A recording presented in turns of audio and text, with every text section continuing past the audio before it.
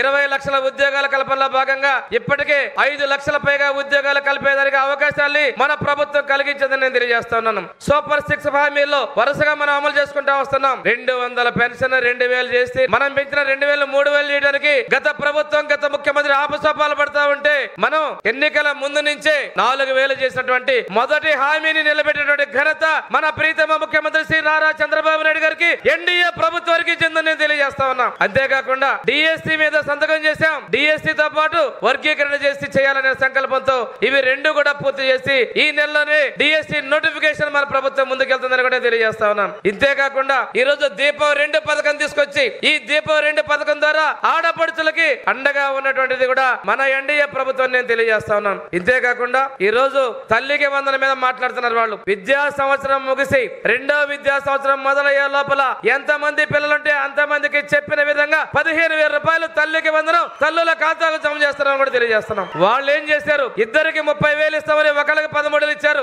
మనం ఎంత మందిని ఇస్తామో అంత మందికి ఇస్తున్నామని చెప్పేసి విశ్వసనీయత కలిగినటువంటి మన నాయకుడి సారథ్యంలో తల్లికి వందనం పథకం అమలు చేయడానికి మన యువ నాయకులు నారా లోకేష్ గారు సర్వసన్నద్ధమయ్యారనే విషయాన్ని కూడా మేము తెలియజేస్తున్నాం. ఈ రోజు తీసుకుంటే మన ప్రాంతంలో ప్రధాన సమస్య అయినటువంటి ఇప్పుడే ఉగ్ర గారు చెప్పారు, వెల్లుగొండ ప్రాజెక్టుతో పాటు పరిశ్రమలు తీసుకురావడం మనకు వస్తుంది. మన ప్రాంతం పూర్తిగా వ్యవసాయ ఆధారిత ప్రాంతం. ఈ ప్రాంతానికి కావాల్సినటువంటి నదుల అనుసంధానం కూడా మనకు ఉపయుక్తమైనటువంటి పరిశ్రమ ప్రాజెక్టు కూడా నేను తెలియజేస్తున్నాను. ఈ రోజున హాస్పిటల్స్ దగ్గర నుంచి హాస్టల్స్ దగ్గరికి ప్రతిదీ కూడా ఈ ప్రాంతంలో మనం ప్రభుత్వం అడుగులేస్తూ ముందుకు తీసుకెళ్తున్నాం. రోడ్డు కనెక్టివిటీ మనకు ఉన్నటువంటి ఖమ్మం నుంచి ఒంగోలుకి 4 లేన్ రోడ్ కూడా మన ప్రభుత్వం కంకణబద్దులై తీసుకొస్తుందని కూడా తెలియజేస్తున్నాం. ఈ రోజు చూసుకుంటే పేదల సేవల ప్రభుత్వం చెప్పి 1వ తేదీన ప్రతి ఒక్క నాయకుడిని గ్రామాల్లోకి పంపిస్తున్నటువంటి మన ముఖ్యమంత్రి గారు పేదల సేవలో ఉన్నారు. ఆ పేదల సేవలో పంపిణీతో పాటు పేదలకి ఇళ్ల కోసం ఎస్సీ ఎస్టీలకు అయితే బీసీలకి మనం ఇచ్చేటువంటి 2.5 లక్షల రూపాయలు ఇంటికి ఇస్తామంటే యూనిట్ కాస్ట్, ఎస్సీలకు బీసీలకు ఇంకొక 50,000 కలిపి 3 లక్షల రూపాయలు ఇంటికి,